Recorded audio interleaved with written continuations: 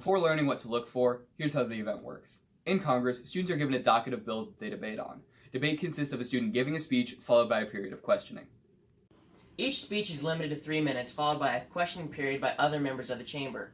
Following the first affirmative and negative speeches on each bill, 2 minutes of questioning period will be allowed after the speech, according to the IHSFA manual. The first 2 speeches on legislation, the presiding officer will alternately recognize affirmative and negative speakers, followed by 1 minute of questioning by other delegates, according to the NSDA manual. The chamber is governed by Robert's Rules of Order. Here are a few examples. This proposes a break for those in the chamber. Personal privilege. A member of the chamber needs to answer a phone, leave the chamber, etc. However, do not interrupt a speaker already addressing the chamber, according to the NSDA manual. Previous question. This halts debate and puts forward a vote on legislation. Are there any motions on the floor? Senator Lowry. I move the previous question. Any seconds? Second. All those in favor? Aye. Aye. We will now move to previous question. All those in favor of passing the bill, please rise. All those against passing the bill, please rise. This legislation passes. Adjournment. This would bring the meeting to an end. Of order. The chair has done something wrong. Are there any points or motions on the floor? Senator Lowry. Point of inquiry. How long is questioning? Questioning is 1 minute. Thank you.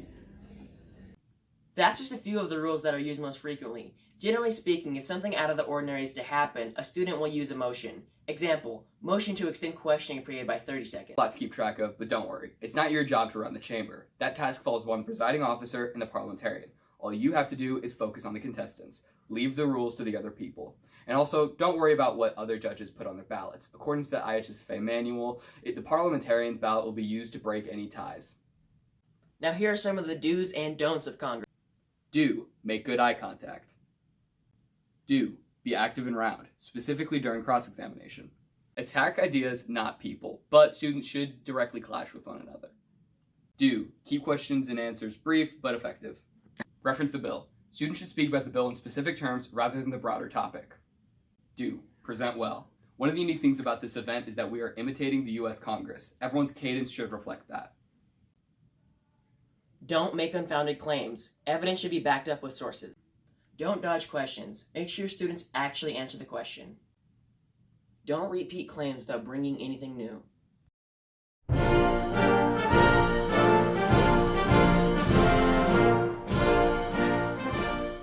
When you're judging Congress, you don't have to worry about knowing the parliamentary rules. There will be another person in the room, that's the parliamentarian, that will know all the procedures. There will also be a PO in the room that will run the procedures. That will be a student. So what you need to worry about most is how persuasive each student's argument is for each topic, for each bill that's presented. If they speak to each bill or if they may only speak for one bill, that should be taken into consideration. How many times they try to speak, want to speak, raise their hand. Sometimes everybody doesn't get to speak on every bill because they run out of time. But that's really the most important thing for you to pay attention to, is who consistently makes the best argument and spends the most time speaking. When judging congressional debate, I think the number one thing to remember is that when people are giving their speeches, even if they're giving a rebuttal or a crystallization, it can't just be refuting others' ideas. They have to bring in new content and new argumentation. And so I think paying a lot of attention to the speech content instead of just the presentation style is one of the main things that especially like new judges can look for to more accurately judge a more competitive round.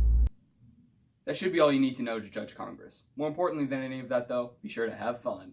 Thanks for watching, and thanks for judging.